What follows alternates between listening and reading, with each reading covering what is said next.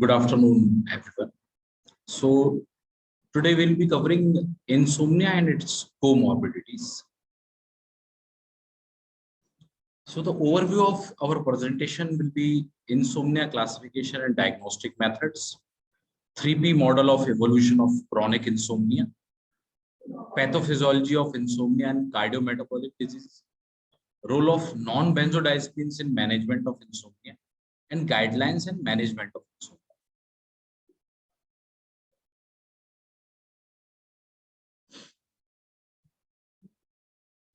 First one will be insomnia classification and diagnostic methods. So stages of sleep, sleep includes REM phase, that is rapid eye movement sleep, and NREM sleep, that is non-rapid eye movement sleep. NREM sleep is further divided into stage 1, stage 2, stage 3 and stage 4. Stage 3 and stage 4 combinedly are known as slow wave sleep.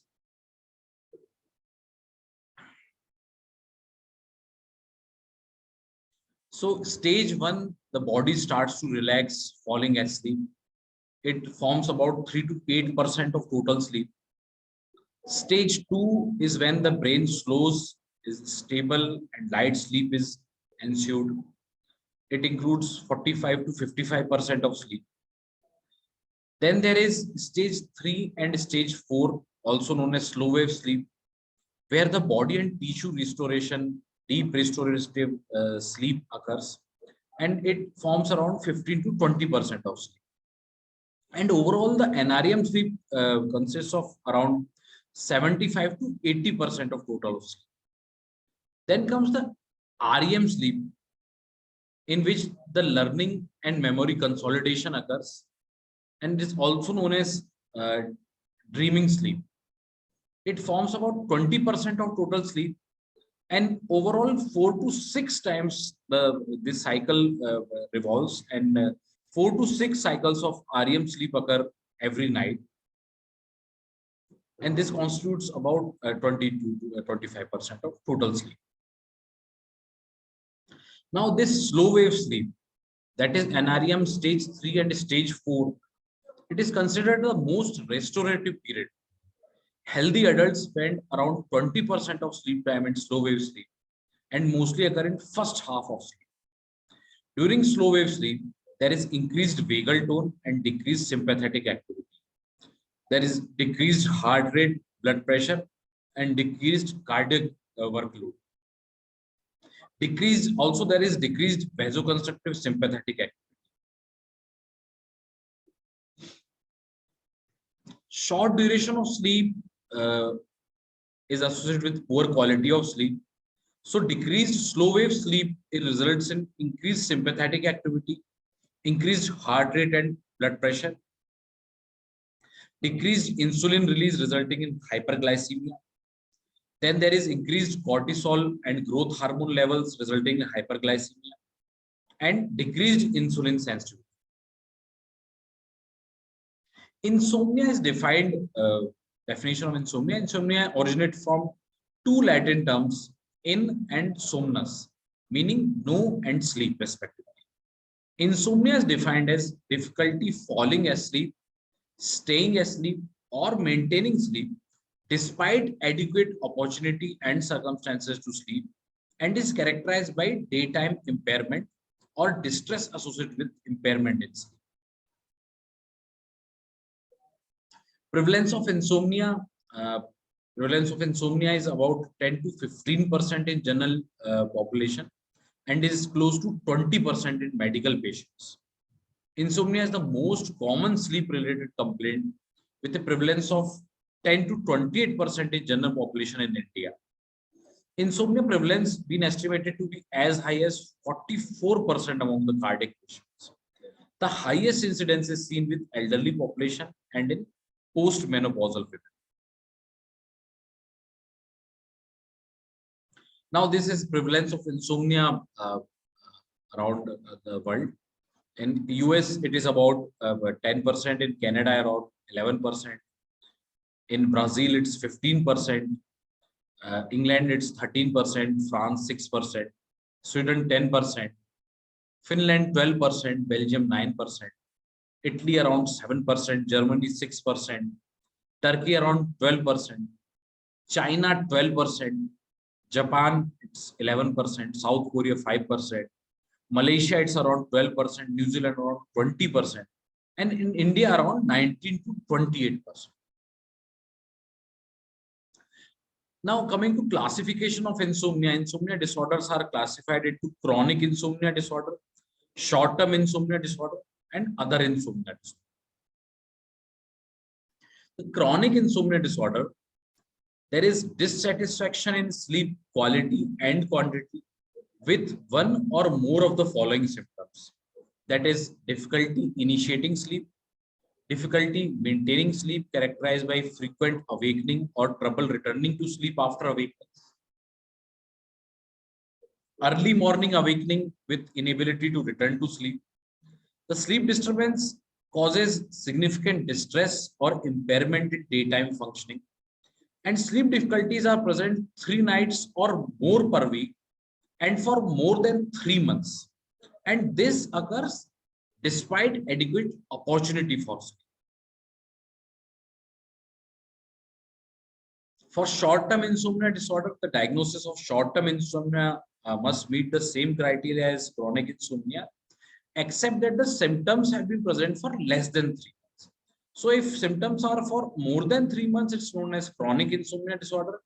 If symptoms are present for less than 3 months, it's known as short-term insomnia disorder. And development is often temporarily related to a significant stressor. Other insomnia disorder, diagnosis of other insomnia disorder is made when the patient has insomnia symptoms but does not meet criteria for other 2 types of insomnia. So differential diagnosis of insomnia, it includes normal aging, then sleep-related breathing disorders, periodic limb movement disorders, restless leg syndrome, circadian sleep rhythm disorders, narcolepsy, and parasomnia. So in insomnia, there is hyperarousal hypothesis, which includes both emotional and physiological arousal. So depression, anxiety, and internalization of emotions, it results in emotional arousal. Emotional arousal also caused by stressful life events and fear of sleeplessness. Also, there is CNS arousal due to genetic vulnerability, then physiological sleep changes, which results due to aging and menopause, or use of stimulants such as caffeine, nicotine, or increased stress hormones. This all results in CNS arousal. So both these emotional arousal and CNS arousal, they result in insomnia. So this results in vicious cycle of insomnia. So there is unhelpful behavior like watching the clock, tossing and turning, which makes person more awake and alert. Further results in unhelpful thinking like if I don't sleep now, I'll feel awkward, awful tomorrow. There is more awake and more alertness, which results in unhelpful emotions like frustration and anxiety, which results in further awakeness and alertness, resulting in further unhelpful behavior, unhelpful thinking. So this is vicious cycle of insomnia. So insomnia disorder predominant complaints are dissatisfaction with sleep quantity or quality, represented by difficulty initiating sleep, difficulty maintaining sleep, and early morning awakening with inability to return to sleep.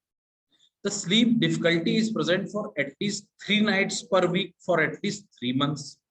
The sleep disturbance causes clinically significant distress or impairment in social, occupational, educational, academic behavior, or other important areas of function. So in insomnia disorder, there is sleep difficulty for at least 3 nights per week for at least 3 months. Comparing this with generalized anxiety disorder, the predominant complaint is excessive anxiety and worry, occurring more days than not for at least 6 months, about a number of events or activities associated with 3 or more of the following 6 symptoms, which includes restlessness or feeling keyed up or on edge, being easily fatigued, difficulty concentrating or mind going blank, irritability, muscle tension, and sleep disturbance. And comparing this with panic anxiety disorder, the predominant complaint is an abrupt surge of intense fear or intense discomfort that reaches a peak within minutes, and during which time four or more of following symptoms occur, which include palpitations or sweating, trembling or shaking, sensation of shortness of breath, feeling of choking, chest pain or discomfort, nausea or abdominal distress, feeling dizzy, unsteady, lightheaded, or faint. Then there is derealization, the feeling of unreality, feeling of losing control, paresthesia, that is numbness or tingling sensation.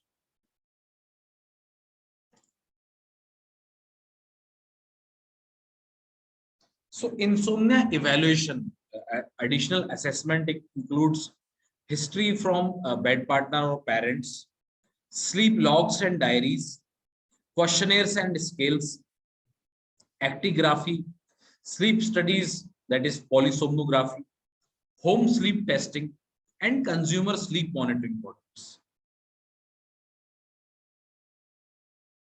So this is sleep diary in which a patient daily records, I went to bed last time at what time, got out of bed in morning at what time, last night I fell asleep, whether easily, after some time with difficulty, I woke up during the night, how many number of times, and how much was the duration of awakening.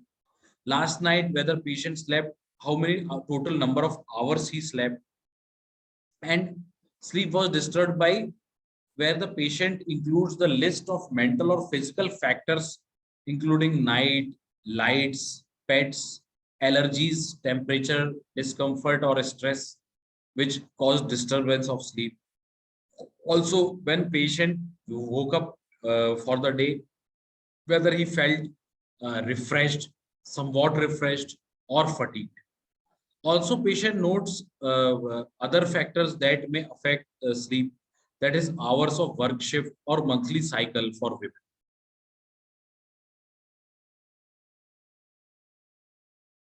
Also, patient notes down the how many caffeinated drinks did he use during whole day, uh, how much duration of time, whether patient exercised at least 20 minutes, how many times he exercised, whether any medications patient is taking, whether patient took nap during the daytime, and if yes, how long did the nap lasted. During the daytime, how likely the patient was to doze off while performing daily activities, which includes no chance, slight chance, moderate chance, or high chance. Throughout the day, whether his mood was very pleasant, unpleasant, or very unpleasant.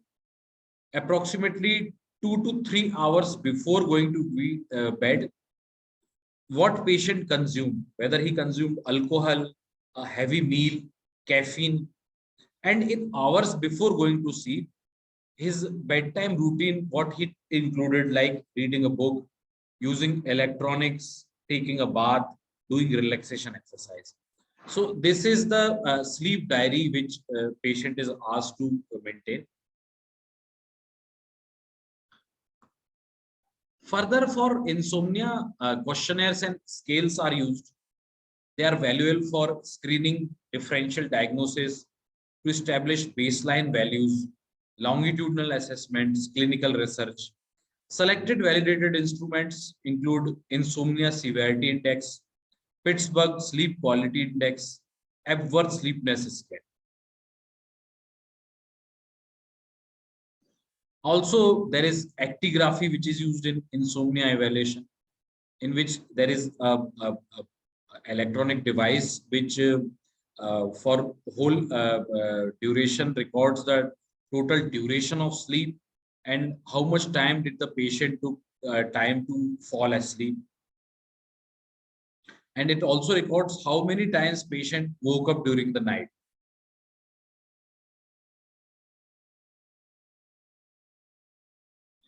Now coming to the 3P model of evolution of chronic insomnia.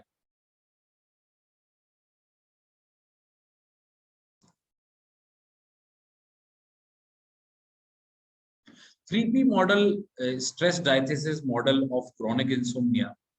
It includes predisposing factors, for example, biological or psychological traits that increase the likelihood that they will develop acute sleep problem when faced with.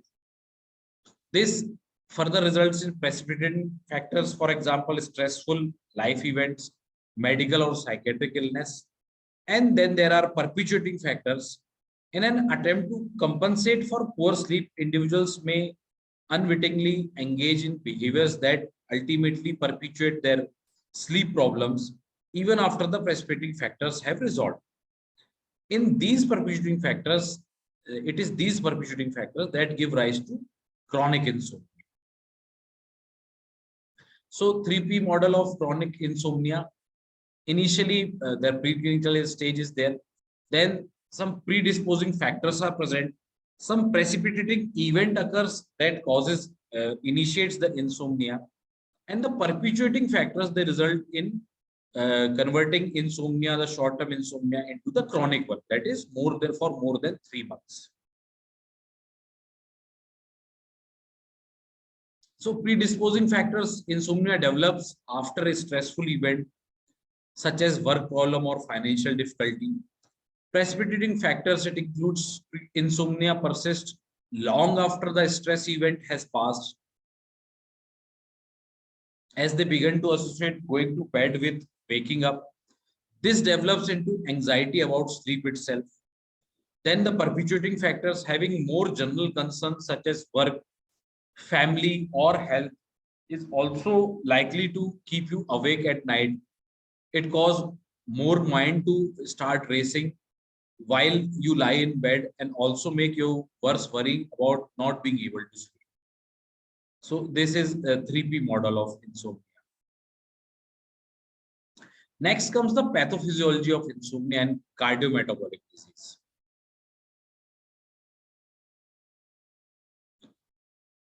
So these are the general effects of short sleep duration on different organs and systems. Psychiatrically, there is irritability, cognitive impairment, memory lapses or loss. In the pulmonary system, there is increased susceptibility to viral infections. Also, there is increased risk of metabolic syndrome and obesity. There is increased risk of atherosclerosis and hypertension. Also, there is impaired heart rate variability and increased risk of coronary artery disease, heart failure, and arrhythmia. And there is increased risk of diabetes mellitus. So insomnia is associated with increased risk of cardiocerebral vascular diseases. Different symptoms of insomnia have varying underlying pathologies.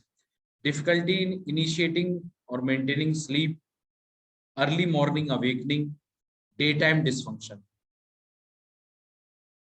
So in a study involving around 4,87,200 sample size between 30 to 79 years of age, who were free of stroke, coronary heart disease, and cancer, all these symptoms were noted.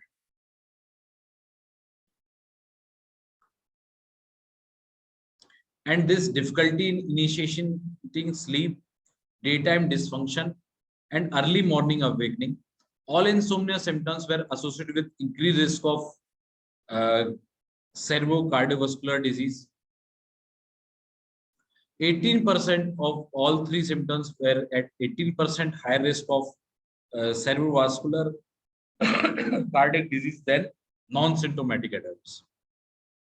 Young adults and those without hypertension showed stronger association between symptoms and cerebral vascular disease. So there is strong association of difficulty in initiating sleep, daytime dysfunction, and early morning awakening with cerebrovascular diseases.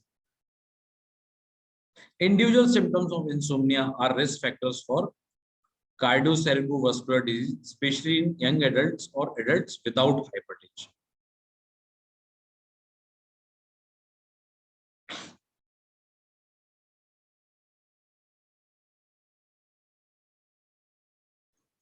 So percentage of insomnia in medical condition.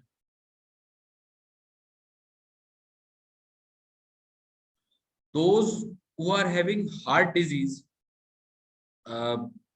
insomnia was seen in 21.9% of patients, and 9.5% had no insomnia. Those with high blood pressure, 43.1% had insomnia, and around 18.7% had no insomnia. Those with neurological disease, 7.3% had insomnia, and 1.2% had no insomnia. Those with pulmonary symptoms or breathing problem, 24.8% had insomnia, whereas 5.7% had no insomnia. Those having urinary problem, 19.7% had insomnia, whereas 9.5% had no insomnia. Those with chronic pain, 50.4% had insomnia, whereas 18.2% had no insomnia. And those with gastrointestinal problems, 33.6% had insomnia, whereas 9.2% had no insomnia.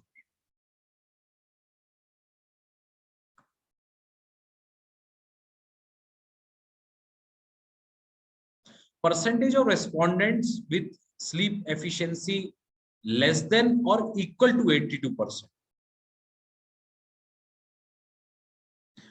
Those with heart disease, reduced sleep efficiency was seen in 62.8%.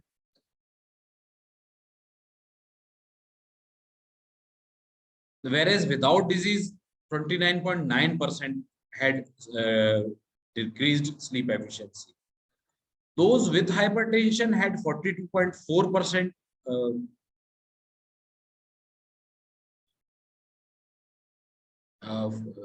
having reduced sleep efficiency, whereas those without disease, 28.5% had. Those with disease, the diabetes, it was in 51.1%, and those without disease, diabetes was in 30.9%. Those with disease, the thyroid disorders were 47.1%. Those without disease, the thyroid disorder were 31.1%. Those with disease, the arthritis was in 41.5%. Those without disease, arthritis was in 28.6%. And those with disease, the COPD was seen in 44.4%. Those without disease, COPD was seen in 31%. Also, insomnia as a risk factor for psychiatric disorder. The risk of new onset psychiatric disorder over 3.5 years. Those with no insomnia, it was 4.6%. Those with insomnia, it was around 24%. Those with no insomnia, the risk for anxiety was around 7.1%. And those with insomnia, the risk of anxiety was 13.7%. Those with no insomnia, the risk of alcohol dependence or alcohol abuse was 4.7%. Those with insomnia, it was around 7.1%. Those with no insomnia, the risk of drug abuse or dependence was 0.6%. And those with insomnia, the risk of drug abuse or dependence was around 4.1%. Then those with no insomnia, the risk of nicotine dependence was 8.2%. And those with no insomnia, those with insomnia, the risk of nicotine dependence was 17.8%. Now, the pathophysiological mechanism which results in insomnia and cardiovascular disease.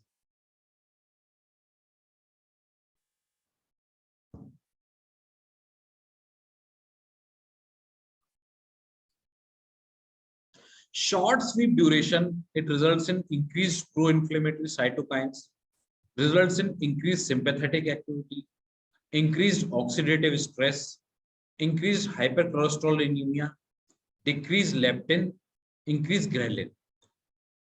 This results in increased endothelial shear stress, increased blood pressure, decreased pancreatic B cell responsiveness, and decreased glucose tolerance, increased insulin resistance resulting in diabetes, and increased appetite and food intake resulting in obesity. Also, endothelial dysfunction is seen, resulting in decreased vascular reactivity, decreased nitric oxide CGMP pathway activity, and all these culminate into increased atherosclerosis. So, short sleep duration and autonomic nervous system, the sleep disorders, and along with aging, along with lifestyle habits, for example, use of electronic device, shift work, or hard work schedule, it results in short sleep duration. This short sleep duration results in decreased parasympathetic activity, that is vagal activity, and increased sympathetic activity, which results in increased inflammation, increased endothelial dysfunction, increased insulin resistance, increased oxidative stress, and impaired immune response. Now, coming to the summary of prospective studies on short sleep duration and diabetes outcomes.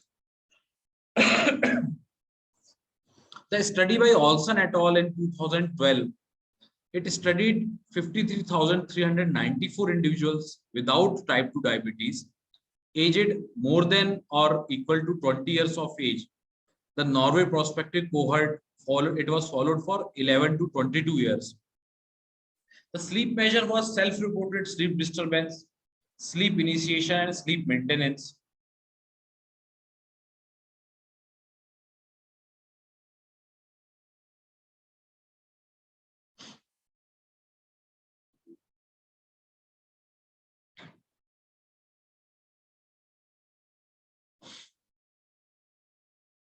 Along with these, in this cohort, men had 25% increased risk of incident type 2 diabetes with sleep disturbance. Boko et al., the study in 2013, 47,093 subjects were studied, which included 25.6% women. Mean age was around 35 years. It was US prospective cohort study of US military with 6-year follow-up. Sleep measure was self-reported trouble sleeping, sleep duration. Trouble sleeping at baseline had 45% increased risk of incidental diabetes mellitus, and short sleep duration also associated with diabetes. Holiday et al. Study 2013, it studied 192,728 subjects aged more than or equal to 45 years, free of type 2 diabetes at baseline. It was Australia prospective cohort study. Sleep measure was self-reported sleep duration, and risk of 1.23, increased risk of 1.23 for incidental diabetes mellitus was seen in individuals with less than 6 hours of sleep duration. Henza et al. Studied in 2014, 38,987 subjects without type 2 diabetes at baseline, aged 18 to 83 years of age. It was Japan prospective cohort study with 8 years follow-up. Sleep measure was self-reported sleep duration, and shorter sleep, less than 5.5 hour duration, was associated with increased risk of incidental diabetes mellitus.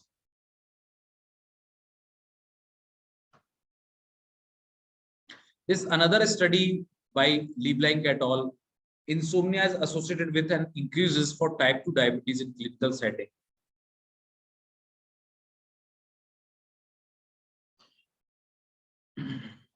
This study consisted of 81,233 persons with pre-diabetes, 24,146, that is 29.7% of whom had insomnia at some point during the 4.3-year average observation period. Results were those with insomnia were 28% more likely to develop type 2 diabetes than those without insomnia. This another study by Ling et al. The risk of type 2 diabetes in patients with insomnia, a population-based historical cohort study. The insomnia patients had 16% higher risk of type 2 diabetes than did the comparison cohort. And this result is consistent with previous studies. When insomnia duration was less than 4 to 8 and more than 8 years, the risk of type 2 diabetes increased by 14%, 38%, 51% respectively, compared with the comparison group. These results demonstrated that the risk of type 2 diabetes was associated with insomnia in a longitudinal observational study. Now, insomnia and hypertension, cardiovascular disease risk, summary of clinical data. Mang et al. They studied in 2013. The study design was prospective and meta-analysis was done. Outcome measured was hypertension. It included a subject number of 58,924. And major findings of these studies were that 5% increased relative risk of hypertension. Now, Capuccio et al. In 2011, they had a prospective study of and included meta-analysis. Outcome was coronary heart disease, and they studied subject sample size of around 4,74,684 subjects, and it results major findings were that short sleep duration, it increased the risk of coronary heart disease by 48%. Then Su et al. In 2015, study was prospective population based. Outcome was coronary heart disease.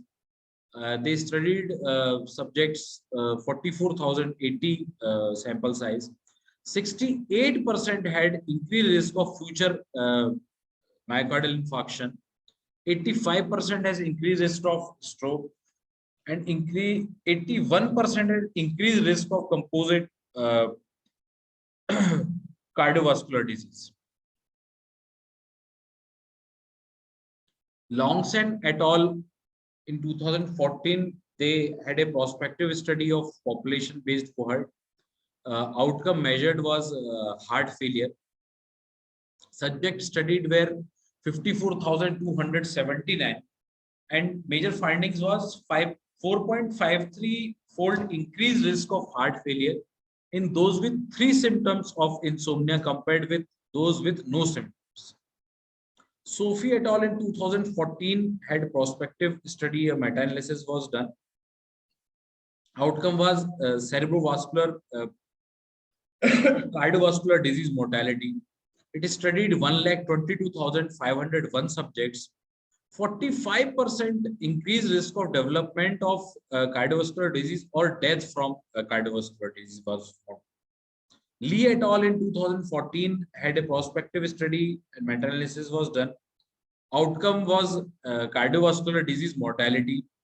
311,260 subjects were studied, and major finding was 41% increased risk of myocardial infarction, 28% increased risk of coronary heart disease, 55% increased risk of stroke, and 33% increased risk of cardiovascular disease mortality. Now coming to role of benzodiazepines in management of insomnia.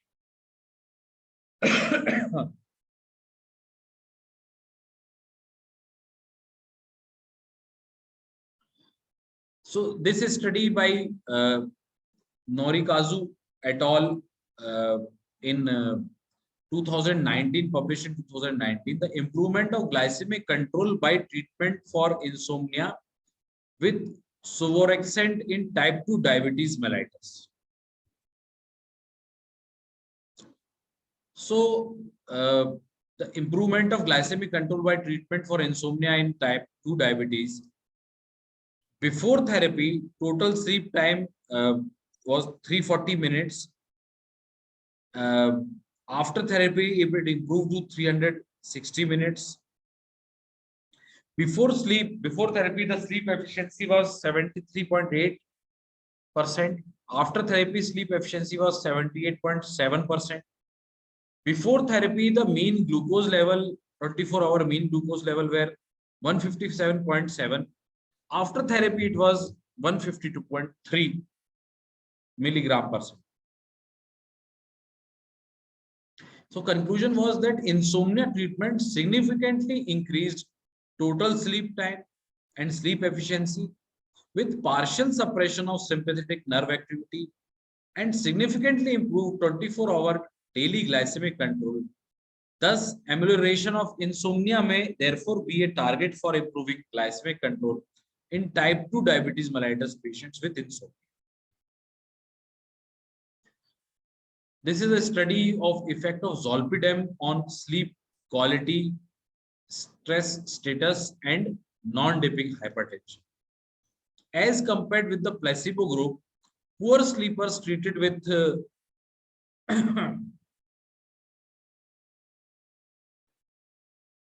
poor sleepers treated with zolpidem for 30 days showed significant improvement in sleep quality and stress levels.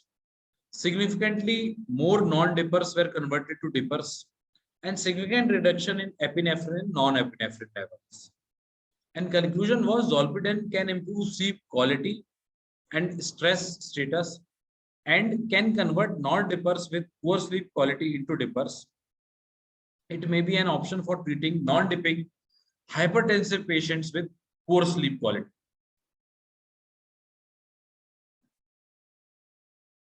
This is another study by Pollack et al. Published in 2008 studied the efficacy and safety of non-benzodiazepine hypnotics in management of comorbid insomnia.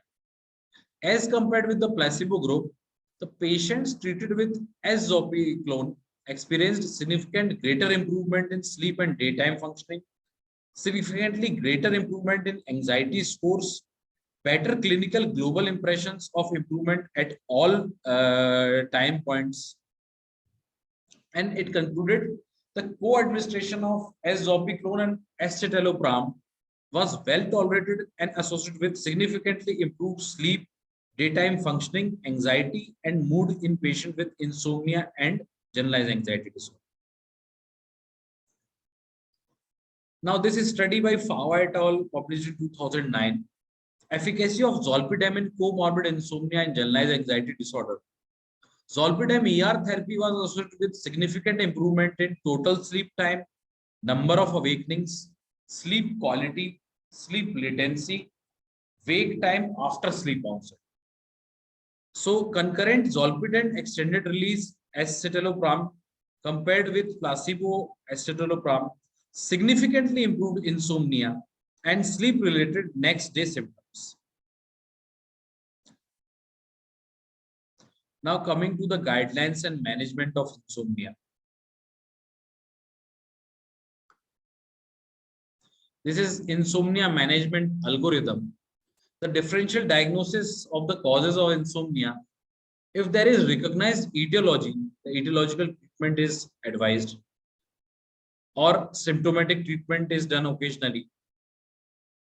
In case of non-recognized etiology, symptomatic treatment is done along with hygiene and cognitive behavioral measures. Transient insomnia is treated with non-benzodiazepine hypnotics. Short-term insomnia is treated with non-benzodiazepine hypnotics. For chronic insomnia, non-benzodiazepine hypnotics, temporary and intermittent, and or referral to sleep disorder center is considered. In all three cases, the subjects are followed up after within an interval of 8 weeks. If there is improvement, there is gradual discontinuation is advised.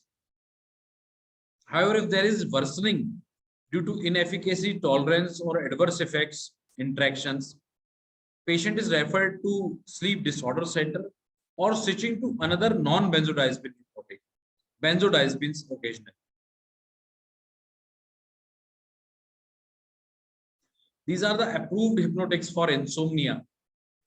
The Z group, which includes zolpidem, CR, zaleplon, S-zapiclon. Doses used for zolpidem is 5 mg and 10 mg. For zolpidem CR, it is 6.25 mg or 12.5 mg. Zaleplon, it's 5 mg, 10 mg, 20 mg. S-zopiclone, it is 1 mg, 2 mg, and 3 mg. Elimination half-life of zolpidem is around 2.5 hours. Of zolpidem CR is around 2.8 hours. Of zaleplon is around 1 hour. Of S-zopiclone, it's around 6 hours.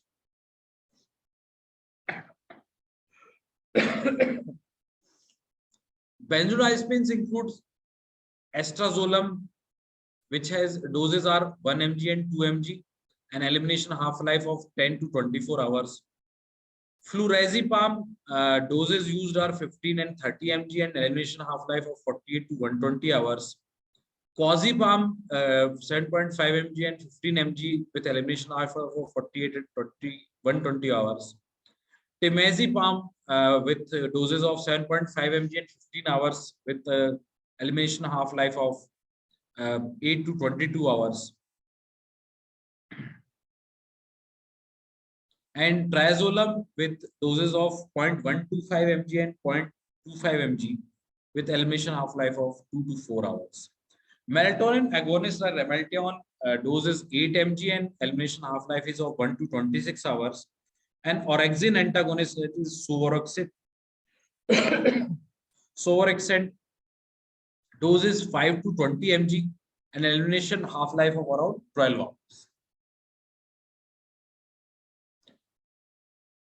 Now, the impact of hypnotics on sleep architecture, sleep parameter, Z group and benzodiazepines. So, Z group, that is non-benzodiazepine, they have selective binding to alpha-1 GABA receptor. Benzodiazepines have non-selective binding to alpha-1, alpha-2, and alpha-3 GABA receptors. REM sleep does not, Z group drugs do not alter the REM sleep, whereas benzodiazepines, they suppress the REM sleep. Slow wave sleep, the Z group, it increases slow wave sleep when decreased stage 3 and stage 4 is seen as occurs in insomnia, and moderately increases stage 2 sleep. Whereas benzodiazepines, they reduce the slow wave sleep. So Z drugs like zolpidem, they does not consistently alter the sleep architecture, and hence rebound insomnia is less pronounced. Whereas with benzodiazepines, the benzodiazepine withdrawal often leads to REM rebound.